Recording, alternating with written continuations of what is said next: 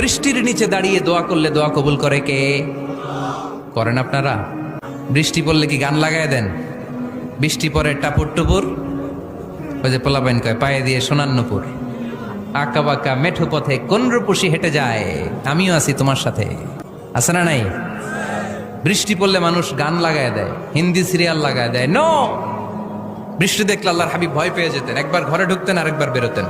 আম্মা জান আয়েশা বলতেন, ভয় পান কেন?